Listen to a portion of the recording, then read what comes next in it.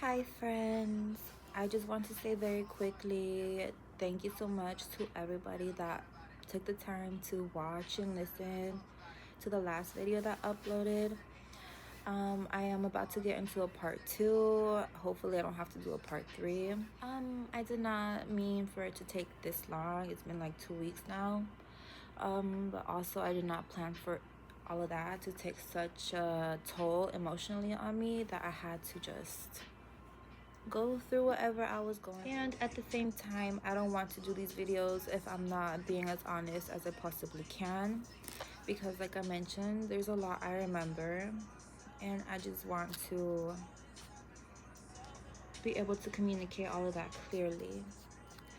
I don't want to get all up in my anger, my frustration, but little Jin needs some type of justice, honestly. So nothing I say in these videos is to offend anybody or take a jab at anybody.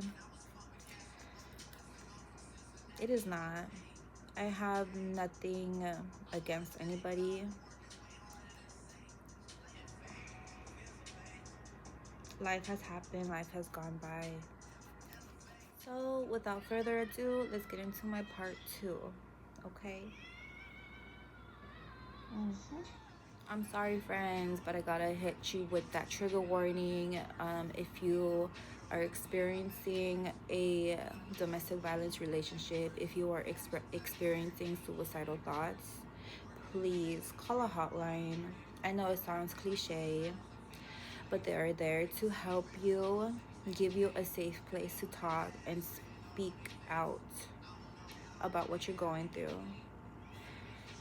Please be safe. Please be very safe and prioritize yourself. If you have children, prioritize your children and yourself. And the only reason I called that man the love of my life is because I held him on such a high pedestal. I'm never gonna do something like that again. Like, that was dumb. That was weird. I loved him more than I loved myself.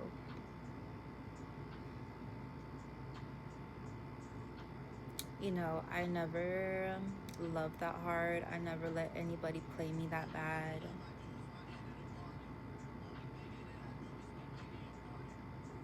Like, I was just so dumb. I was so ready to get out of my mother's house because I was 21. I wasn't doing shit. I was just like ready to do something else with my life. And like, I had a chance with this boyfriend that I had. He was like, come to Houston. I was like, okay. He said, I have a job for you. I'm like, oh, doing what? He said, modern dancing. And I give people the benefit of the doubt because, like, I wish people would give me the benefit of the doubt because, like, shoot, it's tough out here. So I give people the benefit of the doubt. And of course, when he said, I have a job for you, it's modern dancing, I was like, oh, you know, he's a musician. He does music videos. He probably wants me to be like a backup dancer or something. Yeah, no, it was stripping. He got me a job at a strip club. I don't know what type of relationship that was. I think back now and it's like, was that man really trying to... You know what I'm saying? Because I look at it now and it's just like, anybody in their right mind would be like, yeah, honey, like that, you went through that. But it's like, when my brother disappeared, it's like he's the only one I wanted to talk to about everything that was going on. I didn't, obviously. I did not call him. I did not text him to be like, hey, like, can you believe this is happening to me right now? Like, that person you told me might have been a fucking psychopath is actually kind of like looking very questionable at this point. And I know if I would have called him and at least like vented to him, I would not have had my head spinning the way I did when my little brother disappeared. Nobody understood what I was going through when my brother disappeared. Nobody knew how to talk to me. My little cousin, she's like not even that little. Like I'm older than her by a few months. Like just her presence alone, like she reached out to me. She was just like, what do you need? Like, come pick me up. Like, let's go do whatever you want to do. And I'm like, yeah, let's go do this shit. Let's go do that. Let's go do this. And she's like, hell yeah, let's go do that. And she just rode with me. You know, I wasn't sleeping at this time. I wasn't eating at this time. Like, what was I going to be drinking? I was not hydrating myself. I did not. Like, I woke up, I would get dressed up, like, I would put on my best outfit, like, you know, look good so I could get people's attention while I'm putting up fires. And it worked. I would wake up, and I was living, like, right next to the freeway in a really bad part of town. And I would just, like, turn on my car, put on some, like, rap music, and turn my music all the way up on the volume. And like I have a little system, so my trunk get bumps. It would, like, even now it'll be like 8 in the morning and here I am just like bumping something that nobody wants to listen to, but I'm just like, bitch. And I was just on go, but let's talk about that a little later. When I made the decision to leave my mother's house, like I mentioned, I was 21, still living at my mother's house. Like, I had an older friend at the time that I met off of like one of these modeling sites, and he was a painter. Is a painter. I don't know if he's still alive. Like, yeah, I just like started modeling for him, ended up hanging out with him a lot, like almost every day. And like I was just a loser. Like I wasn't trying to do anything with my life, and he was just like, oh, you should get a job, you should get a license, you should do this. And it's like, sure. I did both those things. Like I was 21 not doing either of those things. That's very weird. And if you're like, for whatever reason, like wondering why I never made a career out of modeling, was because like, number one, my only support system was myself. Like my best friend was like always like, hell yeah, bitch, like look at you, hell yeah, get that shit, do that shit, look at you, when's your next shoot, like bitch, hell yeah. Well, she wouldn't say bitch, like obviously, but like that was the energy. Like, but like just being in my mom's house and like the whole situation with her just like did not motivate me. It did not. Like I would do my little shoots and somehow somebody would show her like, hey, your daughter's halfway naked on the internet, and she would be like on my butt about it. So I was like, okay, what am I gonna do with that anyways? And on top of that, like she had this like boyfriend that she met at church, and like within like 2 weeks of them dating, like she moved him into the house. And like he was always like looking at me like you know, like people have eyes, like eyes are gonna look. But he was always looking at me, and I was just like, whatever, that's how it is. Like when you live with a grown-ass man and like you're like a woman with like womanly parts, and like he's there with your mom, right? Like I was just like, whatever, this is what my mom wants, this is what I'm gonna have to live with. And like I remember like it was breakfast time, and like my brothers and I, like we had our like whole routine, and like we were getting ready for breakfast. It was just Edgar and I in the kitchen, and like my mom's boyfriend was like looking at me how he always looks at me, and then Edgar came, and then like he like looks away and like doesn't look at Edgar, like, why aren't you looking at Edgar the way you look at me? And then my little brother, he was literally like so cute and casually, he was like, mom's boyfriend looks at you a lot. And I was like, I was hoping you wouldn't say that. So like, I just felt uncomfortable doing the type of modeling I was doing with that type of man in the house. And if you have like a mom like that just doesn't care when you tell them to get this man out your house because of like how uncomfortable his presence makes you, it's just like, honey, you gotta get out of there. Like, you do the type of modeling that I was doing, baby, you can make a career out of it. You can. Like, you're watching this, you in the US, you can. Maybe not outside this country, like where like women are like treated crazy, but like, honey, it's gonna be all right. And those guys are always gonna be the first ones that look at your shit. So if you're gonna be like posting those pictures on the internet, you better be ready for people to Photoshop your stuff, pretend to be you.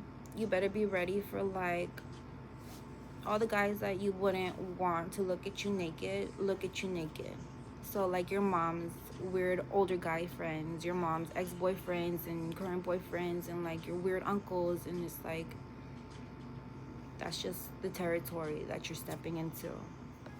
Like, I can guarantee you they're watching just like your normal stuff right now.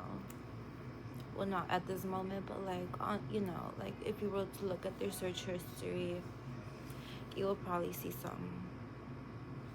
And I was just more than comfortable with leaving my mother's house. Like I mentioned in my last video, like the love of my life, this man, this my knight in shining armor, like he made me feel so good, like good enough to just like go and live with him, start a life with him. It was tough at home, like it is tough at home. Like, to me, Oregon is home, Eugene is home, and it's just tough out here. Like, I see so many people struggle every day. People just have it hard out here. Like, the locals have it hard out here. Like, yeah, people are moving out here because they can build a little Chick-fil-A, and like people go crazy because like, yeah, we are deprived out here. Like, I don't give a fuck about no Chick-fil-A. Like, bring a Whataburger maybe, but like all that stuff, like I could care less, because there's more to life than just like waiting for some like stuff like that. It's just a very lame place to grow up in. It's very lame. Like, shoot, like listen to what I just have been talking about for the past 10 minutes. Like, why would somebody just leave? Like, I had a home with like food and like a warm bed, and like I could have stayed there living at my mom's house. Like, she could have like harassed me every single day, like when I tried to like wash a dish, but I still had a roof over my head. I was still like safe, right? I had my family, my brothers, they needed me, they always needed me. Like, even if they grow like to be 50 years old, like I'm still gonna try and be there for my little brothers. We are spoiled out here in Eugene. We are super spoiled. We get everything we want and more. I'm not ungrateful for like the place I grew up in. Like, this is why I've been here for as long as I have. Like, anybody could live anywhere in the world, but we all choose to live here. And it's not easy to make it out here. It is just not easy to make it here in Oregon. It's weird. It is so weird. It is so weird. Like, my best friend, like, she has testimony to like, yeah, you can get it. You can get it. You can get a good life. You can get a great life for your family in a beautiful part of the world. Gorgeous, safe, like secure. Seriously. But it is not easy. I don't understand why things are the way they are here. Like, to me, it's like it's super divided, like within the people. Like people seem to be super divided, but like to act like they are united. Like that's just how I see it. I see it like that because people are so nice to me. It's obvious, like I'm not Caucasian and the majority of people out here are Caucasian. Like that's great, that's cool, fantastic. But like don't pretend to be nice to me when like you have so much deep hatred for me. Like that is disturbing. Like if you don't like me, just keep it moving. Like keep it stepping, keep it moving along, please. So going to Houston was refreshing. I was around my people. Like I didn't know what the hood was, but I was living in the hood. And I was around my people. Like I could walk down to a fucking Mexican store. I could walk down to a Mexican store and like buy all of the Mexican stuff. I cannot do that here. I cannot. You could go to a Walmart and the employees will speak Spanish. Like they are bilingual.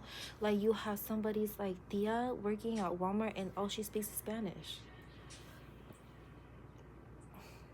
What else do I remember? Like I could care less about the situation. Like I could care less about the situation with my freaking ex-boyfriend. Like I was just so happy to be out of Oregon. I was so happy to like see what I was seeing. Like Eugene has just one airport. Like I landed in Houston and I gave my ex-boyfriend like the wrong name because I guess there's like two airports in Houston and they're like both so big, and like here I am waiting for my ride and people are staring at me. Like I didn't know it back then, but I do not look like nobody out there. Like I did not. Like people would ask me all the time, where are you from? Where's your accent from? Like I'm not trying to talk down on my ex for whatever reason. Like I don't know why, what was going through his head when he like told me to move down to Houston, but like all he had was a duffel bag with a few pairs of like clothing and like his music equipment. And you know, when he pulled up to pick me up, there was like a girl with him in the car, and like we went back to her place. And I'm not gonna lie, like I feel like they had something going on, like whatever was going on. It was just like it was something. It was something else. Like we were sleeping on the floor. We were sleeping on the floor of her apartment. And like for a while, like we were just like living in hotels. We ended up renting like the living room area of like one of his cousins' apartments. And like she was scared of me because like I was so quiet. And like in Houston, like the apartments have like the bathroom and the main bedroom, and like the living room and like the kitchen is separate. And like she would like lock the door because like she would be like worried about me going in there and stuff like that. And so I would have to go pee outside. But there was this one day where like these two peoples that he was close with, they took us to, they were like, you guys need to get an apartment. So they like drove us around town and they were like, okay, go apply here. And we literally walked up into this apartment complex that had like signs like we're leasing outside. And that same day we applied. It took a while, like we were there for a while. because like you have to bring up paperwork and stuff like that. And the lady, she was straight up like looking at my stuff because I was the one who had like the income, like I was the one with the money, I was the one with the whatever. And she looked at me and she was like, anytime I ever tried to rent an apartment in Houston, it was like they were always trying to be like helping me. Like here it's just like people are so mean. Like when you try and rent an apartment, like they're so bougie, they're so goddamn bougie, and like these apartments are so crappy. I'm sorry, even like the high-end apartments, like you got dirty ass people moving into them and like they just tear it up. So like people, oh my gosh, it was just like so much more pleasant dealing with like rental people that help you like rent their places in Houston compared to here. Like anyways, like we were out there like renting this place, and like the manager, like she was so like she is so cool. Like she got us in there, like she helped us figure it out and everything. And honestly, like I didn't even know like we got approved, because like I would get these scam calls and like I would never pick them up, and like they called me and they left a voicemail saying we got approved, and like I didn't know until like 2 weeks later. And so like here we are like hotel surfing, like living at his cousin's living room and like here's like this apartment waiting for us. And like as soon as I like got that message, I was like, okay, it's time to go. And like we went to the apartment, and like it was dirty, it was dusty, like nobody vacuumed like before they left. But like it was just like the best feeling to like pop up into like your own place after going through like weird places. Like we slept on the floor, and it was like the best feeling ever. And any problem we had with that first apartment, like they were on it, they would fix it. Like our AC broke down, and like they put in like the strongest AC they could. I swear to goodness, and the rent was like less than 800 bucks. Electricity was very affordable. It was very affordable. Like I said, it was in the hood, but like there are no affordable apartments in Eugene. There are not. It is so unaffordable here. It's unfortunate because like yeah, you could rent a room for like $1,000, but like why can't you rent a home for your family for that much? Shit in that relationship got real bad. Like within the first month, like he was throwing shit at me in that apartment. He would put his hands on me and stuff like that. Like nobody would do anything. Like you could hear, like the walls were thin. You could hear everything. We were on the top floor. Like the bottom people could hear everything. Like he would be like tossing my body around, and like how could it sounds like you're throwing a ball around and shit like that. I would be screaming. Like I would not I would not be silent. And it got so bad at one point because like there was something that I didn't want in the house. And with the way things were going, I was just like, like I'm gonna see one of my end days pretty soon. And we had a fight, and it got to a point where he went to go reach for it, and I was just like, I'm not gonna let this happen today. And I don't know what I said, but like one of the neighbors came up, and it's just like it was that neighbor that like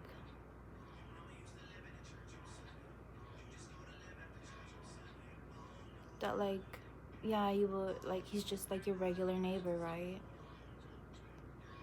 But that day he told me something like nobody's gonna come to help you if you're out here screaming for help. Like that's your business, don't bring other people into your business. As he was holding that thing that I thought was gonna take my life away, like he was like, nobody's gonna come, but like if you need something, if you need somebody come out screaming that there's a fire, come out saying that the roof is on fire, there's a fire in my house. And he left. And he took that thing with him. That day I was strangled. I was tossed around. I woke up in so much pain. I couldn't go to work. I couldn't get out of bed.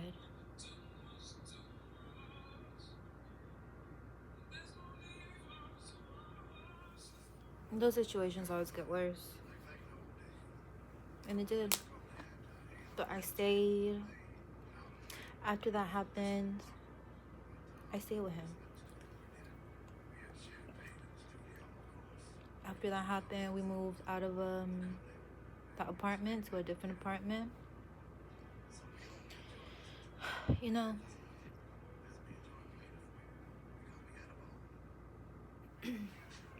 personally, I don't think it really matters, like, why somebody put their hands on somebody else. Like, if you're asking that question, like, why would he put his hands on me? Like,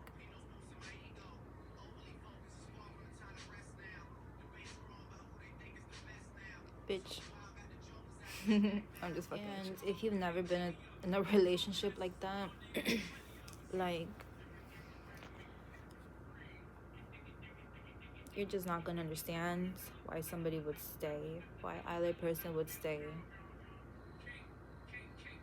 Like, it's just a cycle that repeats itself and repeats itself until, like, either somebody leaves, somebody doesn't make it, or it's just somebody, like, I don't know. And some people just cannot talk to their abusers for any type of reason because they are very dangerous people. Some people never change. I had so much faith in him to change because he would obviously be like, oh, I'll never put my hands on you again. Like, I love you. Like, I'm sorry. And I loved him. I would have accepted him any way he came to me. I would have loved him in any form. I prayed so much for that man even before, like, we actually started living together. Like, he was my everything. I would have loved him no matter what. And that's not love. Like, that's not normal.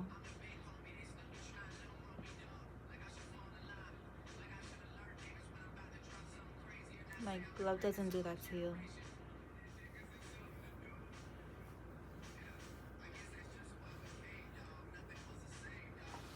I had to leave him. I had to leave him at a certain point. I had to leave him at a certain point. Because I was just enabling him. For a long time, he just didn't go to work.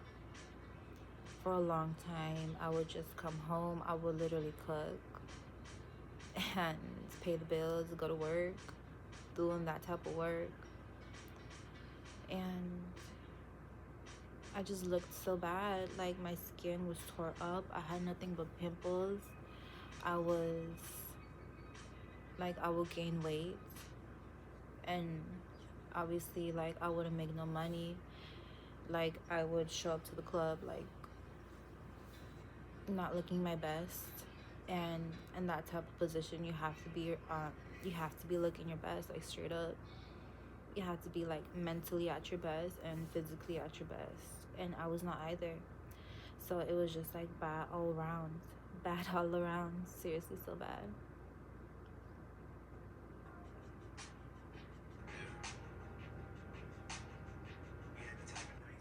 And I am just talking about all the bad shit because, like,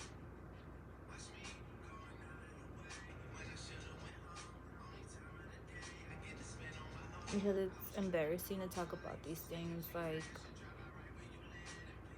it's like, what the fuck? What the heck? What in the world? How does this happen? Like, I left with nothing out of that relationship. I had debts. I had so much debts from, like, not paying rent. it just, like, I had no money to come home. I ended up in the hospital with a hospital bill. I remember that night I went to the hospital, like, we were fighting.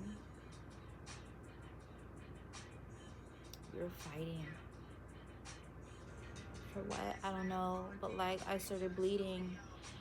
And, like, I just, like, saw blood coming down my face. And I was like, oh, my gosh. I'm going to go blind.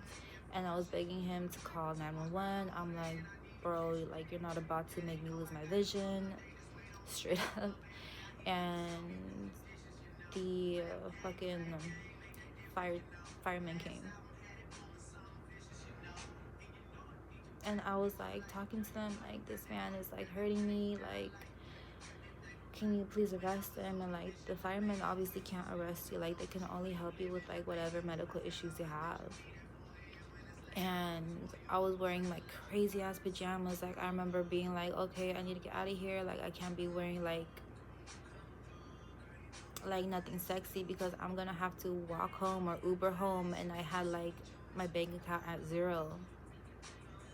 So like, I was like mentally preparing myself to walk home. Like, driving from the hospital would have been like half an hour to my apartment. But